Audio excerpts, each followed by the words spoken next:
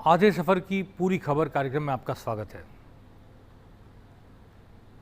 दिसंबर 2023 में जब नई विधानसभा के 200 विधायक चुने गए, उनके 2.5 साल कार्यकाल के पूरे हो गए हैं और हमने तय किया कि सब विधायकों को एक मौका दें कि वे अपनी जनता को बता सकें, अपने मतदाताओं को बता सकें उन्होंने 2.5 साल में क्या तो कर दिया और आने वाले 2.5 साल में क्या करने जा रहे हैं। कितने वादे हुए पूरे, कितने रह गए अधूरे। पिछली बार हमने शुरुआत की थी विधानसभा अध्यक्ष वासुदेव देवनानी जी से, लेकिन तब उनसे बात की थी एज विधानसभा अध्यक्ष। उन्होंने यहाँ की कार्यप्रणाली के सुधार में और क्या क्या नवाचार किए, किस तरह इसको ज़्यादा सार्थक और जन उपयोगी बनाने के लिए काम किया। लेकिन हम इस बात को नहीं भूल सकते कि प्रोफेसर वासुदेव देवनानी जो उदयपुर के पॉलिटेक्निक कॉलेज में प्रोफेसर थे, 2003 में उदयपुर से अजमेर आए और लगातार 5 बार अजमेर से एक ही कॉन्स्टिट्यूंसी से, पहले वो अजमेर पश्चिम थी अब अजमेर उत्तर हो गई, लगातार चुनकर आते रहे। एक विधायक के रूप में 2.5 साल में आपने क्या किया, इस पर चर्चा होना भी जरूरी है इस कार्यक्रम के लिहाज से। तो आज हम बात करेंगे प्रोफेसर वासुदेव देवनानी जी से। 5 बार आप विधायक रह चुके, 5वीं बार है, लेकिन इन 2.5 साल में आपने ऐसा क्या किया जो अजमेर की जनता को, मतदाताओं को आपने वादे किए थे उन्हें पूरा किया, वादे नहीं किए थे तो भी जन समस्याओं से निजात दिलाई, किस तरह जनसंपर्क किया, कौन से विकास की तरफ आपकी निगाह गई, और जो कंट्रोवर्सीज अजमेर में डेवलप हुई बहुत सारी, आना सागर को लेकर, वेटलैंड को लेकर सुप्रीम कोर्ट तक मामले गए, बहुत सारी बातें हैं। तो एक पक्ष विधायक के रूप में भी आज हम सुन लेते हैं अजमेर उत्तर के विधायक प्रोफेसर वासुदेव देवनानी से। जी देवनानी जी, आप लगातार 5वीं बार जीत कर आए हैं और उस जगह जीते जो आपके कार्यक्षेत्र में नहीं थी। जब पहली बार आप आए, अजमेर आपका कार्यक्षेत्र नहीं था, उदयपुर था। विद्यार्थी परिषद के अध्यक्ष, प्रदेश अध्यक्ष रूप में आना अलग बात होती है, वो परंपरागत रूप से शिक्षक बनता है प्रदेश अध्यक्ष विद्यार्थी परिषद का, लेकिन वो विद्यार्थियों तक सीमित होती है गतिविधि। अजमेर जब आए तो आप बिल्कुल नए थे, जीते और जीतते चले गए।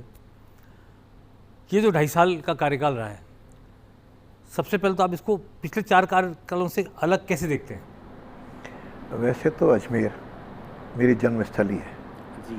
मैंने 11वीं तक पढ़ाई वहीं की। अच्छा। उसका इंजीनियरिंग करने मैं जोधपुर चला गया और इंजीनियरिंग करने के बाद फिर मैंने सर्विस पॉइंट ऑफ व्यू से, जो मुझे एक शिक्षक बनना था जिसके कारण मैं समाज का काम कर सकूं, इसलिए उदयपुर के कॉलेज में मैं पहले लेक्चरर, फिर HOD, फिर प्रिंसिपल बना। इस नाते अजमेर में हर 2 महीने में 1.5 महीने माताजी पिताजी रहते थे। अच्छा। तो पेरेंटल हाउस अजमेर ही है, इसलिए वहाँ आना जाना रहता था। इस कार्यकाल में जो अध्यक्ष का दायित्व होने के कारण मेरे पास सारे विभागों से मेरे संपर्क संबंध भी बनने लगे, मेरे पास समय की भी कुछ उपलब्धता बढ़ी। इस नाते अजमेर जो लगातार मेरा ही क्षेत्र है, तो उसमें क्या क्या समस्याएं, उससे काफ़ी कुछ अवगत तो था। पहला सवाल तो मैं आपसे ही करना चाहता हूँ, विधानसभा अध्यक्ष का इतना बड़ा दायित्व रखते हुए अजमेर की जनता से जीवन संपर्क है क्या आपका? अभी आज भी सप्ताह में समय दे पाते हैं आप उनको? सप्ताह में 2 दिन पूरे, 2.5 दिन पूरे अजमेर ही देता हूँ। मेरा 7 दिन का है, 3 दिन मैं न्यूनतम विधानसभा में रहूँगा, 2 दिन अपने विधानसभा में रहूँगा क्षेत्र में, और 2 दिन राजस्थान में ये बाकी कार्यक्रमों का प्रवास करूँगा मोटा मोटा। फिर उसमें कभी आधा दिन इधर उधर, कभी दिल्ली भी चले जाते हैं, कभी दिल्ली चले गए, वो बाहर में ही आ गया, तो ये साधारणतः चल रहा है। तो जिन 2 दिन रहता हूँ, तो उसके पहले योजना मुझे 2 दिन रह के करना क्या है ये दिमाग में स्पष्ट होना चाहिए। फिर जब बजट अनाउंसमेंट होने वाले होते हैं, उसमें अपने क्षेत्र के बारे में माननीय मुख्यमंत्री जी को, माननीय वित्त मंत्री जी को किन मुद्दों पर आग्रह करूं जो अजमेर के बने, क्योंकि अजमेर में शुरू से पानी की समस्या रही है। इस नाते उद्योग ज़्यादा अजमेर में नहीं। आप तो जानते हैं मैं खुद अजमेर से हूँ, हमने 6 दिन में 1 दिन पानी आता है, 1 घंटे, वो दिन देखे हैं। और ये जो बीसलपुर योजना है, ये पहले राजमहल योजना थी, 30-40 साल पहले बनी थी, फिर शिफ्ट हुई बीसलपुर में, तो बेसिकली बनाई अजमेर के लिए गई थी। बाद में जयपुर से जोड़ के पानी ज़्यादा जयपुर आने लग गया। अजमेर अभी भी वैसे के वैसे 3 दिन में, 2 दिन में परिवर्तन तो आया। जो 6 दिन का था, मुझे भी पता है। हाँ जी, कि मेरे को सरकारी नल से पानी भर करके कनस्तरों में घर पे लाना पड़ता था। आश्चर्यजनक बात है, जिस दिन मेरी 4 बजे शादी बारात निकलना थी, 1 बजे तक मैंने पानी भरा है घर का। ये ऐसी स्थिति भी उस समय रही, लेकिन वो ठीक है, कार्यकाल रहा तो मुझे कठिनाइयाँ अजमेर की ध्यान पता है।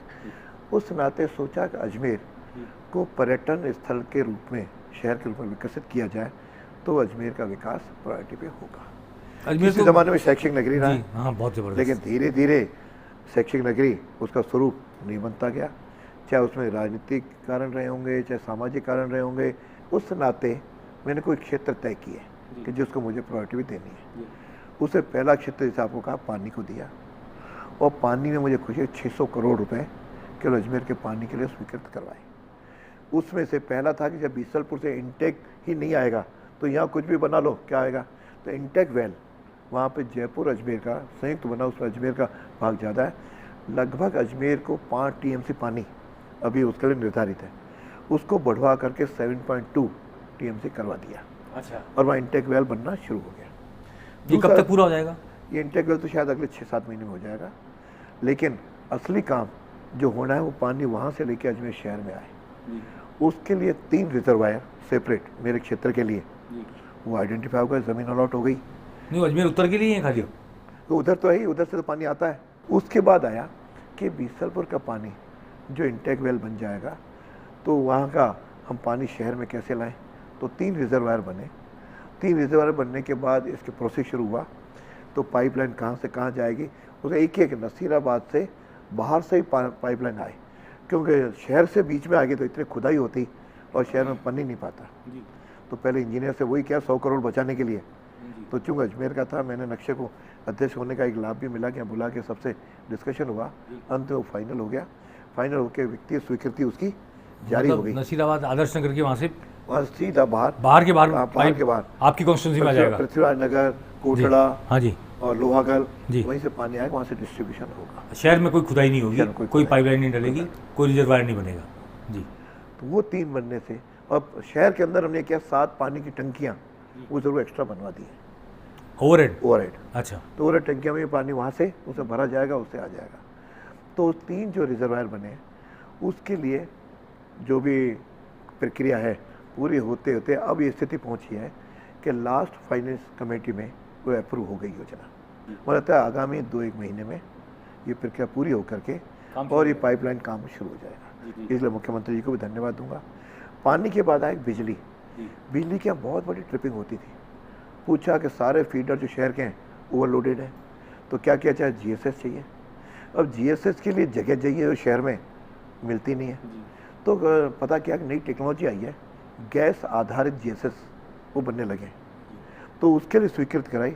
लगभग 150 करोड़ उसके स्वीकृत हो गए, और उसमें टेंडर प्रक्रिया हुई। एक टेंडर कोई हायर आया, दूसरा टेंडर हो गया, उसके लिए इनका बोर्ड शायद अगले महीने तय करके हाथीबाटा में जो अभी ऑलरेडी पावर हाउस है उसके पास में जो जगह खाली पड़ी है, हाँ जी, एक हॉल है, उसको तोड़ेंगे और उस स्पेस में बन जाएगा। हाँ, अंग्रेजों के ज़माने की बनी हुई है वो पावर हाउस, उसी में बनेगा, जो प्राइवेट और कंपनी चलाती थी। कैपेसिटी इतनी होगी कि अगले 25 साल तक अजमेर की बिजली की आवश्यकताओं को पूरी करेगा जी।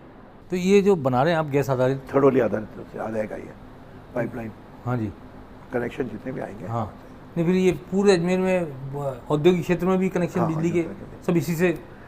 इस आपने जब कनेक्शन की बात की तो मेरे मन में था कि इंडस्ट्रीज नहीं है, हाँ, तो उसी में से दिमाग में आया कि आईटी पार्क जी बने जी। और मुझे शायद मेरा ड्रीम प्रोजेक्ट था, और मुझे खुशी है कि पहले बजट में घोषणा हुई, ज़मीन अलॉट हो गई। ज़मीन अलॉट करने के बाद उसमें 33 प्लॉट भी बनाए गए हैं, और उसके साथ अंदर जो सड़कें बननी चाहिए वो बन गई, बाउंड्री वाल बन गया, जीएसएस बन रहा है।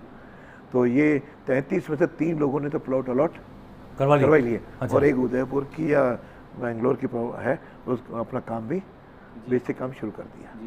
तो मुझे लगता है कि आगामी दिनों में लगभग 22 प्रस्ताव उस प्लॉट्स के लिए रीको के पास पड़े हुए हैं जी। तो आईटी पार्क, अब आईटी पार्क के साथ जो आगे बात बढ़ी उसी में आया कि अजमेर को इंडस्ट्रियल एरिया कैसे बनाया जाए। अभी तक केवल पालड़ा था, पालड़ा अब लगभग सैचुरेटेड हो गया, तो इसी आईटी पार्क के जस्ट थोड़ा सा आगे सड़क के उस पार 114 बीघा ज़मीन है, उसको मैंने एडीए को कहा कि उसको रीको को अलॉट कर दो। वहाँ यदि इंडस्ट्री बन गई और पास में एक भी ज़मीन और है, तो शायद भिवाड़ी के बाद अजमेर दूसरे नंबर का इंडस्ट्रियल एरिया बनेगा। ये कल्पना लेकर के, प्रस्ताव लेकर के, एम लेकर के हम लोग चल रहे हैं, और एडीए ने कहा कि हम ज़मीन अलॉट करने की कर रहे हैं, और इंडस्ट्री तो आ रही है।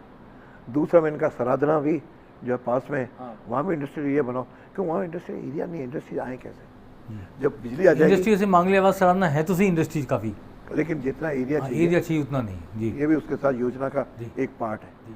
उसके आधार पे ये इंडस्ट्रीज भी आएंगी, बिजली की जो उनका आवश्यकता होगी वो भी इससे पूरी होगी, और पानी भी जो 2.2 TMC बढ़ेगा उस पानी को भी हम उनको जितने आवश्यक, लेकिन मूल आधारित अजमेर में कम पानी वाली इंडस्ट्री चल सकती है, इसलिए वो IT के साथ जुड़ी हुई जी हाँ। कंपनी और इंडस्ट्रीज को हमने जोड़ा है।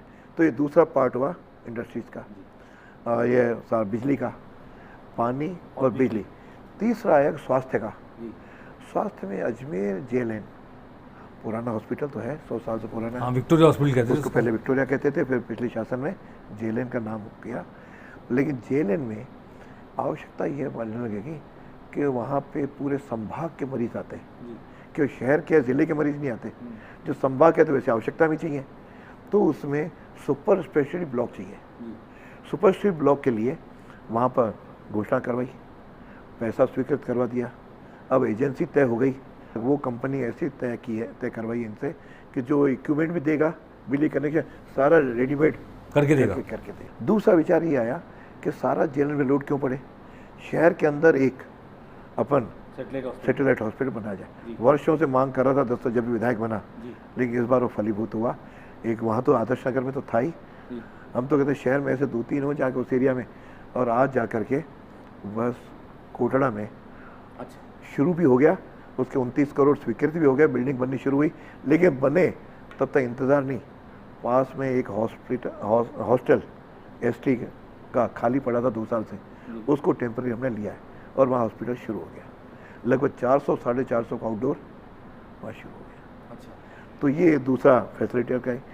तीसरा ये आरोग्य मंदिर जो बनने लगे आयुष के, जो हर कुछ 2-4 वार्डों को मिला करके बने, ताकि सर्दी जुकाम के मरीज वहीं जाएं, उनको JLN नहीं जाना पड़े।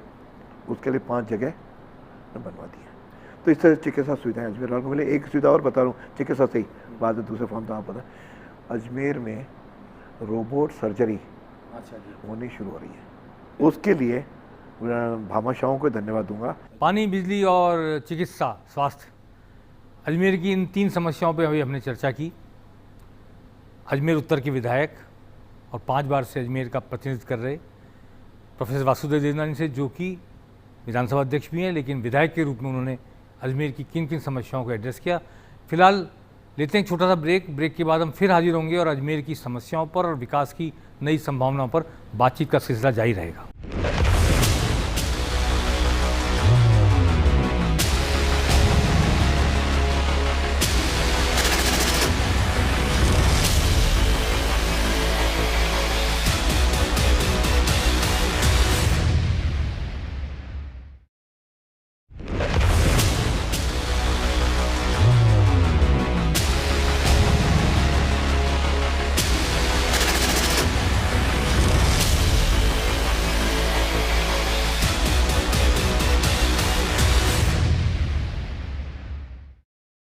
आधे सफ़र की पूरी खबर में आज हम मुखातिब हैं अजमेर उत्तर के विधायक और विधानसभा अध्यक्ष प्रोफेसर वासुदेव देवनानी जी से।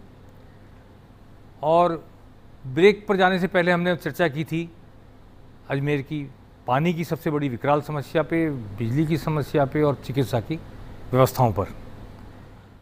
अब ब्रेक के बाद आपका स्वागत है और हम फिर चर्चा को जारी रखते हैं और बात करते हैं अजमेर की कुछ समस्याओं पर और भविष्य में क्या क्या और करने की योजना है, मंशा है, कल्पना है, सपने हैं, इन पर बात करेंगे।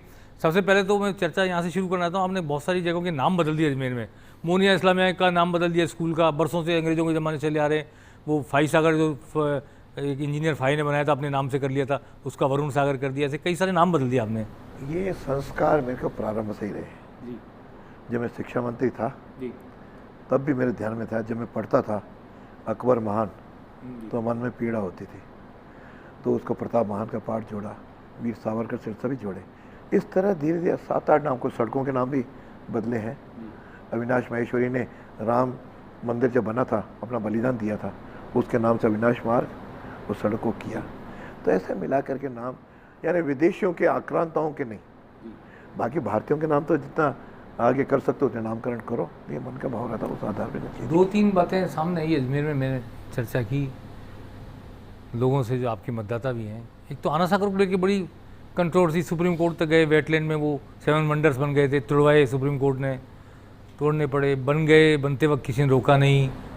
क्या रहा कि जब मोदी जी प्रधानमंत्री बने, अमेरिका गए थे, वहाँ स्मार्ट सिटी की चर्चा चली, तो उन्होंने वहाँ से 2 स्मार्ट सिटी की घोषणा की, एक वाराणसी और एक अजमेर, और अजमेर के लिए 1000 करोड़ भी दिए।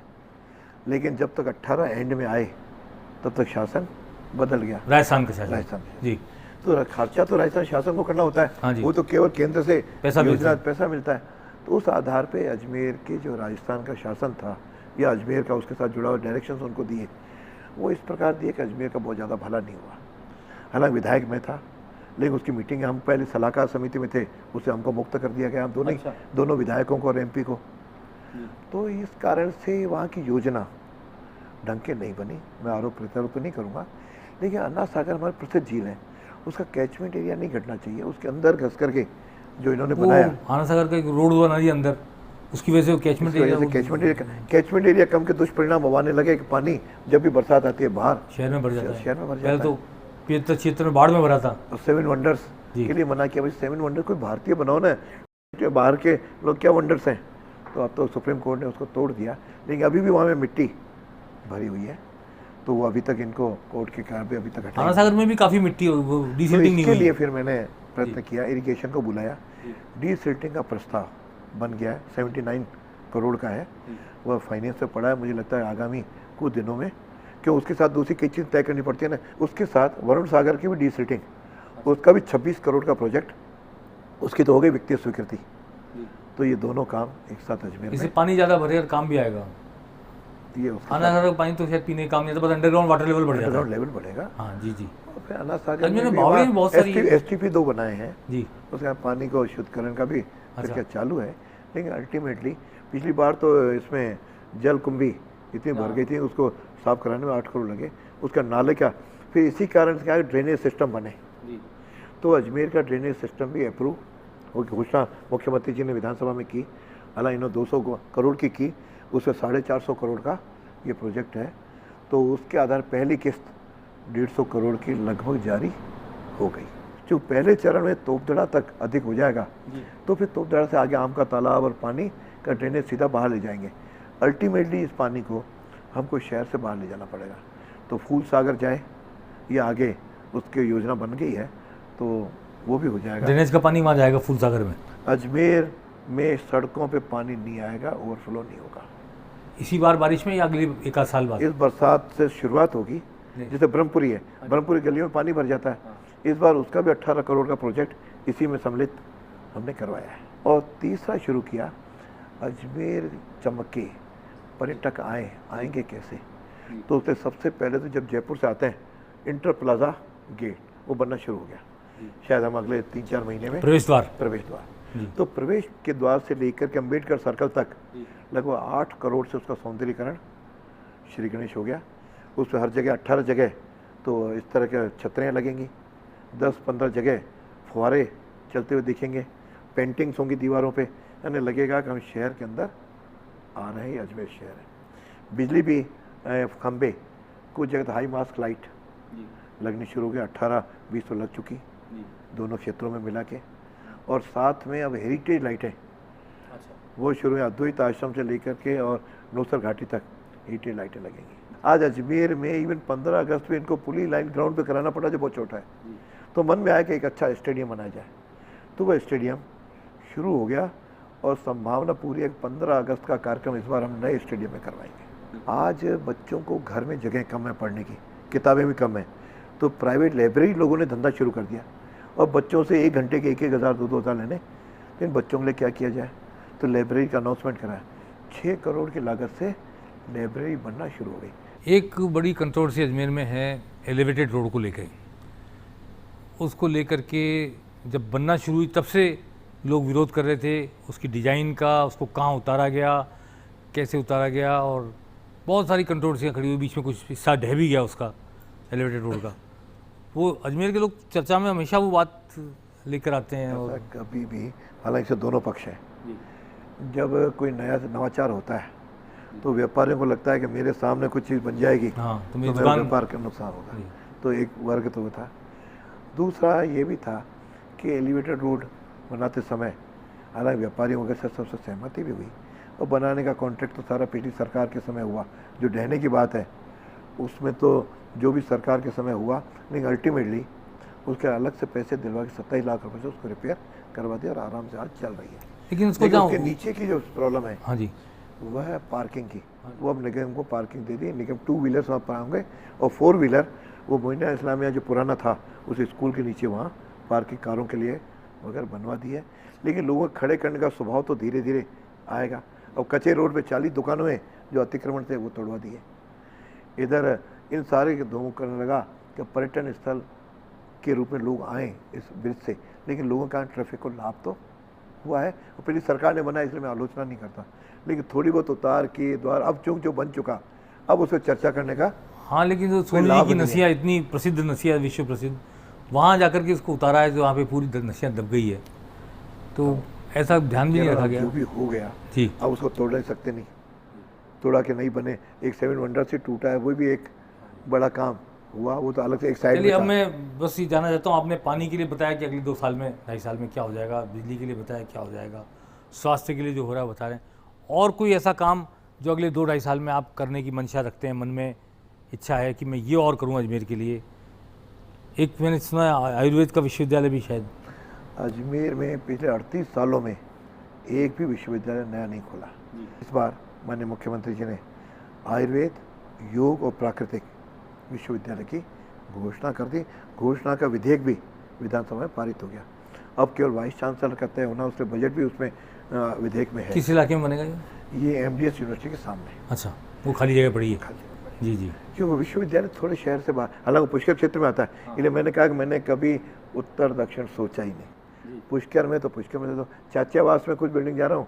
अब जैसे पर्यटन ध्यान में आया कि अजमेर में जब भी यहाँ कार्यक्रम होते, अध्यक्ष के नाते मुझे कन्वेंशन सेंटर बुलाते, तो कन्वेंशन सेंटर में जाता तो मेरा अजमेर में कन्वेंशन सेंटर क्यों नहीं हो, उसके लिए घोषणा करवा दी। और एक आखिरी में जो ध्यान दिलाना चाहता हूँ, बहुत ही चुभती है बात, वो बस स्टैंड की इतनी दुर्दशा अजमेर की कि रेलवे स्टेशन तो इतना बढ़िया कर दिया केंद्र सरकार ने, और बस स्टैंड की इतनी दुर्दशा है, कोई सोच ही नहीं सकता कि अजमेर जैसी जगह का बस स्टैंड होगा। वो केवल अजमेर का तो नहीं, वैसे कुछ और स्थानों का भी है। तो अजमेर तो मेरे भी ध्यान में था, मुख्यमंत्री से आग्रह किया, मुख्यमंत्री जी ने विधानसभा इसकी घोषणा की कि बस स्टैंड नया बनेगा। बनने में कोई टेक्निकल कोई प्रशासनिक कारण रही है, मुझे लगता है टॉप प्रायोरिटी पे है। शायद अगले महीने भर में BOT पे देने का इन्होंने तय किया है। लेकिन अब की बार बनेगा तो यहाँ जो आज है इसका दुगना बनेगा। पास में जो वर्कशॉप है ये शहर के बाहर चला जाएगा डिपो के पास, और दोनों एरिया का मिला के लगभग बातचीत हो गई, नक्शा वगैरह तैयार है, केवल प्रोसेस किसको दें, कौन बनाए। हाँ ठीक है, लेकिन बनेगा ये तय हो गया तो बनेगा ही बनेगा। मेरे बस स्टैंड की घोषणा, विश्वविद्यालय की घोषणा, पानी की घोषणा, बिजली की घोषणा, IT पार्क की घोषणा, नए स्टेडियम की घोषणा, कन्वेंशन सेंटर की घोषणा। इसके अलावा भी कानून व्यवस्था, कुछ थाने, हरिभाव उपाध्याय थाना बड़ा होता वो बन रहा है, चौकियाँ 2-3 बन रही हैं। तो पुलिस प्रशासन की दृष्टि से भी हमने आगे बढ़ाया है। बाकी छोटे छोटे मिला के लगे 40-45 हैं उसका खंड, उसका कोशिश। हमारा जो इंजीनियरिंग कॉलेज है दक्षिण में, उसको RIT 100 करोड़ की लगभग RIT से उसका अपलिफ्टमेंट होगा। फिर मैंने कहा ना, कहते आपने केवल अपना सोचा, उधर का भी शिक्षा की दृष्टि से सोचा। इंजीनियरिंग कॉलेज भी वहीं बनवाया था उस समय, तो हमारा सारा शिक्षा की दृष्टि से भी हम आगे बढ़ रहे हैं। अजमेर पर्यटक आए तो देखें क्या, तो उसमें 2 और नए प्रयोग हैं। एक लेपर्ड सफारी शुरू हो गया, 5 करोड़ से सारा ट्रैक और सब बन गया। मुझे लगता है दिसंबर तक हम जनता के लिए इसको। किस इलाके में? ये अजय सर के पास में गांव में, क्यों वहाँ तो 6000 हेक्टर जमीन भी चाहिए। पहाड़ भैरव घाटी, यदि आपको ध्यान हो। हाँ जी, भैरव घाटी के धरातल पर। फिर भैरव घाटी के साथ ये बन जाए। और दूसरा नया अजमेर का प्रसिद्ध स्थान रहा है तारागढ़। तारागढ़ को किसी ने देखा ही नहीं, कब्जे हुए सब पड़े। तो इस बजट में माननीय मुख्यमंत्री से तारागढ़ के विकास का घोषणा करवाई है। वो डिविजनल कमिश्नर उसको देख रहे हैं, मैं भी वहाँ पे गया हूँ अधिकारियों को लेके। हम DPR उसकी बन रही है, लगभग 15 से 20 करोड़ में वो DPR एग्जीक्यूट करेगी। तो हम सोचते हैं तारागढ़ किला भी देखने के लिए लोगों के लिए एक पर्यटन स्थल के रूप में। साइंस पार्क आपको क्या बड़े पीड़ा के साथ कह रहा हूँ, पिछली बार मैंने प्रयास किए तो जैसे गवर्नमेंट बदली, उन्होंने सरकार को 7.5 करोड़ आए हुए नोट आए, हमको नहीं चाहिए, हमको समाजवाद नहीं बनाना। मैं लगातार आप पैसे को नहीं लौटने दिया। फिर जैसे सरकार आई उसको रिवाइव भी करवाया और आज वो लगभग 30-32 करोड़ से वह इस स्टेज पे आ गया कि दिसंबर में हम इसका लोकार्पण भी, किस इलाके में? ये पंचशील में। पंचशील में, अच्छा। हम जगह वही है मेरे ख्याल से, अजमेर में जगह भी नहीं है। और उसमें लोगों को हम प्लेटिनम आदि से दिन के तारे भी दिखा देंगे। अच्छा। लोग दिन में तारे तो दूसरे ढंग से एक दूसरे को दिखाते हैं, जी, जी, जी। लेकिन हम तो आसमान के तारे भी बच्चों को जी, और जी। विज्ञान के दृष्टि से भी आगे हैं। इस अब तरह 5 चुनाव से तो आप दिखाई रहे हैं दिन में तारे। मैं तो ऐसा नहीं, मैं तो सेवा करता हूँ और आशीर्वाद जनता का मेरे को मिलता है। आधे सफ़र की पूरी खबर। तो 2.5 साल के इस अजमेर उत्तर के विधायक के रूप में 5वीं पारी खेल रहे प्रोफेसर वासुदेव जिंदानी के 2.5 साल के इस सफ़र के बारे में हमने पूरी खबर जानने की कोशिश की कि क्या क्या उन्होंने कर दिया और क्या क्या बाकी है, और जो बुनियाद रख दी गई है वो क्या इसी कार्यकाल में पूरी हो जाएगी, उसका फ़ायदा सीधे जनता को मिलने लगेगा या नहीं मिलेगा, या कब जाकर मिलेगा, और क्या क्या उनकी कल्पना में है, क्या अगले 2.5 साल में फलीभूत होकर आएगा। अगले 2.5 साल के बाद विधानसभा चुनाव होंगे, कह नहीं सकते 5 बार जीतने वाले 6ठी बार लड़ेंगे नहीं लड़ेंगे, ये पार्टी का आपका खुद का विषय। लेकिन जो आज आपने बताया उससे ऐसा लगता है कि जो बड़ी समस्या अजमेर की, पानी की, बिजली की, स्वास्थ्य की और कुछ नए नवाचार की, उनको आपने एड्रेस किया है, और अगले आने वाले 2.5 साल में अजमेर की जनता देखेगी कि वो सब किस तरह पूरी होती हैं। आज हम मुखातिब हुए अजमेर उत्तर के विधायक प्रोफेसर वासुदेव देवनानी जी से, उनका बहुत धन्यवाद। बहुत बहुत धन्यवाद। आधे सफ़र की पूरी खबर कार्यक्रम में अगले हफ्ते हम मिलेंगे, फिर एक नए जनप्रतिनिधि से, एक नए विधायक से, और जानेंगे उनके द्वारा 2.5 साल के कार्यकाल में किए गए काम के अर्थ के बारे में।